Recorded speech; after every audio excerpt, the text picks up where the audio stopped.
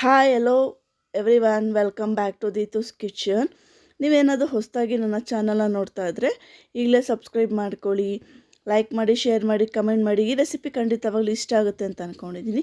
ಬನ್ನಿ, ನಾನೀಗ egg paper fry ಹೇಗೆ ಮಾಡೋದು ಹೇಳ್ಕೊಡ್ತೀನಿ.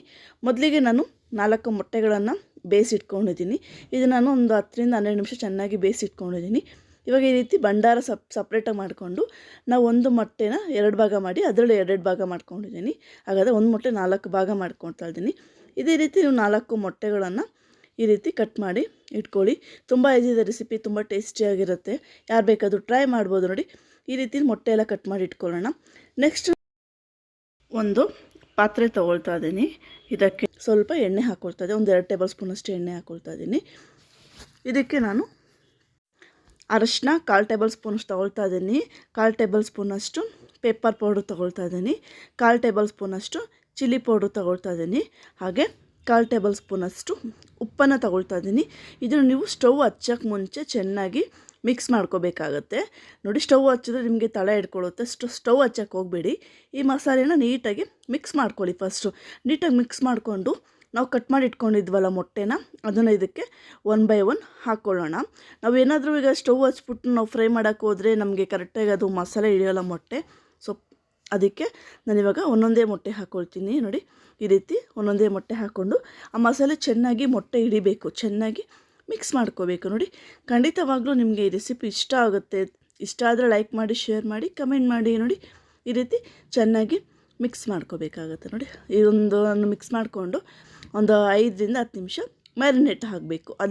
ಅದರಲ್ಲೇ ಬಿಟ್ಬಿಡಿ. ಒಂದು 5ರಿಂದ 10 ನಿಮಿಷ. ಅಷ್ಟೊತ್ತಿಗೆ ಬೇರೆ ನೀವೇನಾದರೂ ಕೆಲಸ ಮಾಡ್ಕೊಳ್ಳಿ. 5ರಿಂದ 10 ನಿಮಿಷ ಹಾಗೆ ಬಿಟ್ಬಿಡಿ. ಅದಾದಮೇಲೆ ನಾನಿವಾಗ ಒಂದು 5ರಿಂದ 10 ನಿಮಿಷ ಆದಮೇಲೆ ಸ್ಟವ್ನ ಆನ್ ಮಾಡ್ತೀನಿ. ಲೋ ಫ್ಲೇಮಲ್ಲೇ ನಾನಿವಾಗ ಸ್ವಲ್ಪ ಫ್ರೈ ಮಾಡ್ಕೋಬೇಕು. ನೋಡಿ, ಹೀಗೆ ಸ್ಟವ್ ಹಚ್ಕೊಂಡಿದ್ದೀನಿ. ಈ ರೀತಿ ಫ್ರೈ ಮಾಡ್ಕೊಳ್ಳೋದ್ರಿಂದ ಮಸಾಲೆ ಎಲ್ಲ ಉಪ್ಪು ಖಾರ ಎಲ್ಲ ಚೆನ್ನಾಗಿ ಹಿಡಿದಿರುತ್ತೆ.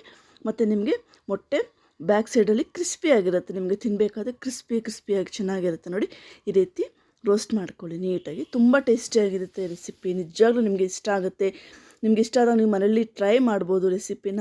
ಮತ್ತು ನಿಮ್ಮ ಸ್ನೇಹಿತರಿಗೆ, ಫ್ರೆಂಡ್ಸ್, ಫ್ಯಾಮಿಲಿಗೆಲ್ಲ ನೀವು ಶೇರ್ ಮಾಡ್ಬೋದು. ಅದೇ ರೀತಿ ಅದೇ ಮಸಾಲೆಗೆ ಭಂಡಾರ ಕೂಡ ಹಾಕ್ಕೊಂಡು ಇಟ್ಕೊಳ್ತಾ ಇದ್ದೀನಿ. ನೋಡಿ, ಈ ರೀತಿ ಎಷ್ಟು ಚೆನ್ನಾಗಿ ಬರುತ್ತೆ ಅಂದರೆ ನೀವು ಖಂಡಿತವಾಗ್ಲೂ ಟ್ರೈ ಮಾಡಲೇಬೇಕು. ನೋಡಿ, ಈ ರೀತಿ. ನೆಕ್ಸ್ಟ್ ನಾವೀಗ ಒಗ್ಗರಣೆ ಹಾಕ್ಕೊಳ್ಳೋಣ. ಬನ್ನಿ, ನಾನು ಇಲ್ಲಿ ಒಂದು 2ರಿಂದ 3 ಟೇಬಲ್ ಸ್ಪೂನಷ್ಟು ಎಣ್ಣೆ ಹಾಕ್ಕೊಳ್ತಾ ಇದ್ದೀನಿ. ಎಣ್ಣೆ ಸ್ವಲ್ಪ ಬಿಸಿ ಆದಮೇಲೆ ನಾನು 3 ಈರುಳ್ಳಿನ ಮೀಡಿಯಮ್ ಸೈಜಲ್ಲಿ ಕಟ್ ಮಾಡಿ ಇಟ್ಕೊಂಡಿದ್ದೀನಿ. ನೀವು ನೋಡ್ತಾ ಇರ್ಬೋದು, ಈ ರೀತಿ ಕಟ್ ಮಾಡ್ಕೊಳ್ಳಿ.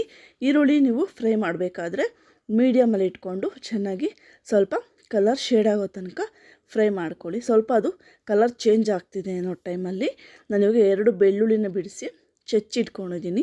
ನೋಡಿ, ಈಗ ಬೆಳ್ಳುಳ್ಳಿ ಹಾಕ್ಕೊಂಡು ಚೆನ್ನಾಗಿ ಮಿಕ್ಸ್ ಮಾಡ್ಕೋಬೋದು. ತುಂಬ ಈಸಿ ಇದೆ ರೆಸಿಪಿ. ನಿಮಗೆ 5 ನಿಮಿಷದಲ್ಲಿ ಆಗೋಗುತ್ತೆ. ಮೊಟ್ಟೆ ಬೆಂದಿದ್ರೆ ನಿಮ್ಗೆ 5 ನಿಮಿಷ ಸಾಕು. ಈಗ ಇದಕ್ಕೆ ನಾನು ಚಿಲ್ಲಿ 1 ಹಸಿಮೆಣಸಿನ್ಕಾಯಿ ಹಾಕ್ಕೊಳ್ತಾ ಇದ್ದೀನಿ. ನೀವು ಖಾರ ನೋಡಿಕೊಂಡು ಹಾಕ್ಕೊಳ್ಳಿ.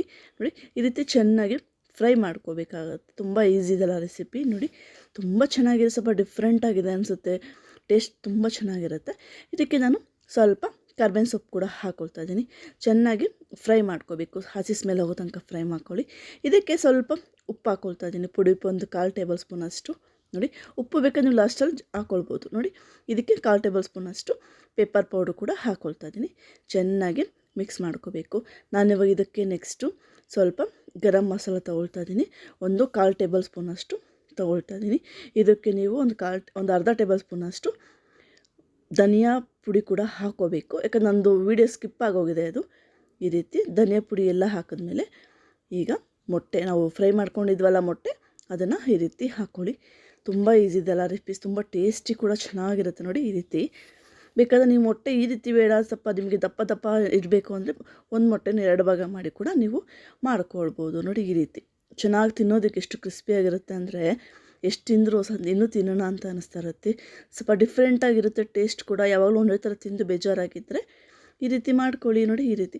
ಬಟ್ ಭಂಡಾರನ ನೀವು ತುಂಬ ಇದು ಮಾಡೋಕ್ಕೆ ಹೋಗ್ಬಿಡಿ, ಯಾಕಂದರೆ ಅದು ಒಡೆದೋಗೋ ಚಾನ್ಸಸ್ ಇರುತ್ತೆ. ಮೊಟ್ಟೆನ ಈ ರೀತಿ ನೀಟಾಗಿ ಫ್ರೈ ಮಾಡ್ಕೊಳ್ಳಿ. ನೋಡಿ, ಎಷ್ಟು ಬೇಗ ಆಗುತ್ತೆ ರೆಸಿಪಿ ಅಂದರೆ. ಮನೆಗೆ ಯಾರಾದರೂ ಗೆಸ್ಟ್ ಬಂದಾಗ ಒಂದೇ ಥರ ಮಾಡಿ ಬೇಜಾರಾಗಿರುತ್ತೆ. ನಾನ್ ವೆಜ್ ಒಂದೇ ಥರ ತಿಂದು ಬೇಜಾರಾಗಿದೆ ಅಂದಾಗ ಈ ರೀತಿ ಮೊಟ್ಟೆಯಿಂದ ನೀವು ಎಗ್ ಪೇಪರ್ ಫ್ರೈ ಮಾಡ್ಕೊಳ್ಳಿ. ತುಂಬ ಟೇಸ್ಟಿಯಾಗಿರುತ್ತೆ. ಕೊನೆಯಲ್ಲಿ ಸ್ವಲ್ಪ ಕೊತ್ತಂಬರಿ ಹಾಕ್ಕೊಂಡು ಸ್ಟವ್ ಆಫ್ ಮಾಡ್ಕೊಳ್ಳಿ.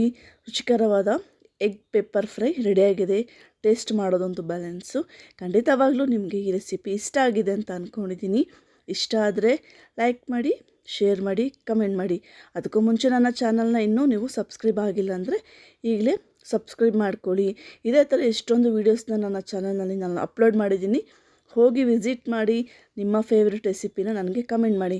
ಖಂಡಿತವಾಗ್ಲೂ ನಿಮಗೆ ರೆಸಿಪಿ ಇಷ್ಟ ಆಗಿದೆ ಅಂತ ಅಂದ್ಕೊಂಡಿದ್ದೀನಿ. Thanks for watching.